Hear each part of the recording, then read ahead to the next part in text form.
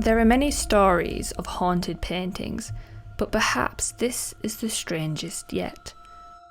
I'm Gabrielle, and this is TheEndReel, where I tell true ghost stories, folklore, myths, legends, and strange cases that defy explanation.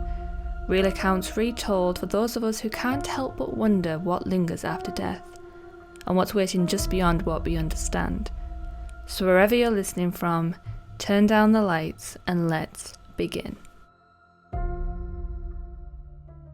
The years hadn't been kind to the Haw Branch Plantation near Amelia, Virginia. Although, as it was a plantation, this arguably wasn't a bad thing. Once sat amid an estate of 15,000 acres, the manor house, built in 1818, was considered one of the gems of antebellum architecture, with its tall chimneys, dry moat, and numerous outbuildings, including a brick icehouse. However, over the course of the decades after the American Civil War, portions of the land were sold off, and the house and its formerly grand gardens fell into disrepair. In 1964, the house was purchased by Cary McConnaughey and his wife Gibson, the latter of whom was the granddaughter of the previous owner, although no member of the family had lived there for 50 years at the time of the purchase. The couple promptly set about restoring the rundown property, and by the 13th of August 1965, it had got to the point where they could finally move in. 3 months later, on the 23rd of November 1965, the couple was woken up by a woman's scream that seemed to come from somewhere upstairs. They hurried to investigate and found their children standing at the foot of the stairs to the attic. The children said that was where the scream had come from. As for the family's 2 dogs, the poor things were terrified. Perhaps wisely, no one investigated the attic until well after the sun rose.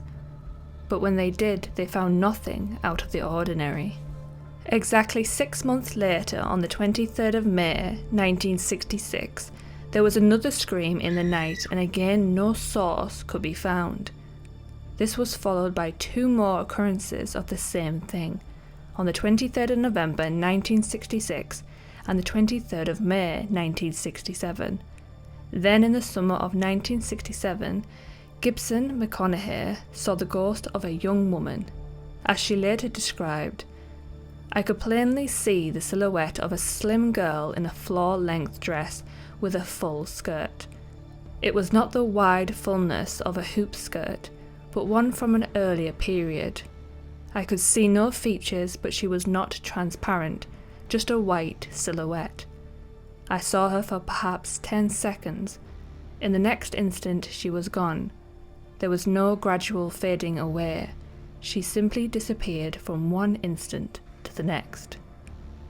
About a week later, one of McConaughey's daughters was kept awake by one of the dogs barking on the porch, so got up to let it in.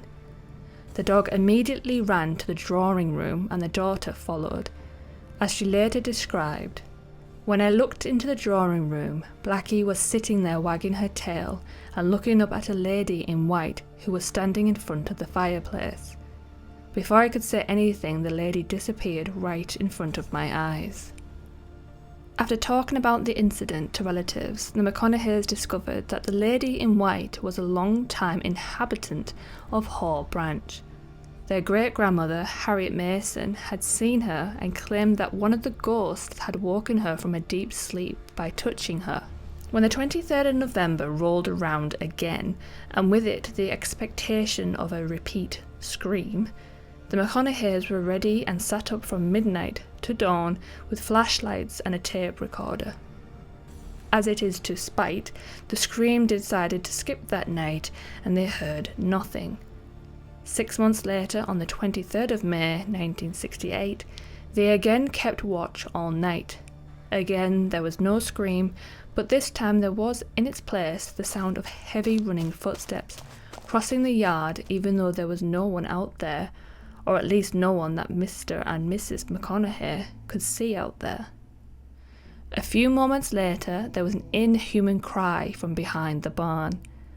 The following morning, the couple's son and daughter reported that they had seen a giant bird with a wingspan of over 6 feet standing in the moonlight yard under their windows with its wings spread. While the bird wasn't seen on any subsequent occasions, its cry was heard 6 months later on the 23rd of November 1968, and every 6 months after that, having apparently replaced the woman's scream for reasons unknown. The year after the incident with the avian apparition, a new oddity arrived at Haw Branch in the form of a portrait sent by an elderly cousin of a distant relative named Florence Wright that had been in the family for generations. According to the elderly cousin, the portrait had been done in the Wright summer home in Duxbury, Massachusetts, and Florence had died young just before the portrait was finished. The cousin also mentioned that the portrait had been done in beautifully coloured pastels, so it was understandably a great disappointment to the McConnaughey's when they opened the package to find a portrait that had been drawn in charcoal. Drawn very well, but still just black, grey and dirty white. Nevertheless, they hung up the portrait over the library fireplace. Shortly after that, strange things started happening in its vicinity. The first incident occurred a few days after the painting had been hung up. Mrs. McConnaughey was in the basement when she heard women's voices coming from the library upstairs. Assuming that she had unexpected visitors, she called out, "I'm coming right up," and went upstairs. The voices continued talking until she reached the library door, at which point they abruptly fell silent. There was no one in the library or in the rest of the house. In February 1970, Carrie McConnaughey was reading a newspaper in the library when he noticed something odd. Part of the picture of Florence Wright, specifically a rose that was in a vase on a table next to Florence, had changed colour, from dull grey to noticeably pinkish. Studying the portrait more closely, he found that it wasn't just the rose. Florence's hair, formerly charcoal black, was lightening. The grey of her skin had started to shift towards warm flesh tones, and colour was generally creeping into the entire portrait. As the days passed, the colours gradually became more vivid. Occasionally, women's voices were again heard in the library, without anyone being in the room. A few months later, the portrait had transformed into the beautifully coloured pastel work described by the cousin who had gifted it. Florence was a blue-eyed, red-haired young woman, sat in an upholstered green chair. The rose was a soft pink and its vase a pale jade green. After the portrait had returned to its correct colours, the McConaughey's stopped hearing voices in the library. A local clairvoyant who had heard of the case and examined the portrait theorised that Florence's spirit was bound to the portrait because she had died before it had been finished, and that she had the power to drain it of colour in response to her objecting to the change in location. Evidently warming to her position in the Haw Branch's library, she had restored the colour but needed to enlist the help of other spirits to do so, resulting in the voices that were heard in the library. A fanciful explanation, true, and one with a number of holes in it, but an explanation nevertheless. There were smaller things that occurred around the house as well, the scent of roses or oranges without either being present in the property. Inexplicable noises such as cowbells circling the house at night, or the thud of something heavy falling into the moat. What appeared to be a lantern being carried out of the barn towards the house by an invisible bearer, the light bobbing in the air. Surprisingly, given the number and variety of supernatural phenomena at Haw Branch, no source behind them has ever been discovered, aside from the theory about Florence's portrait anywhere, which obviously just adds to the mystery. Why would somewhere be so very haunted without something causing the hauntings?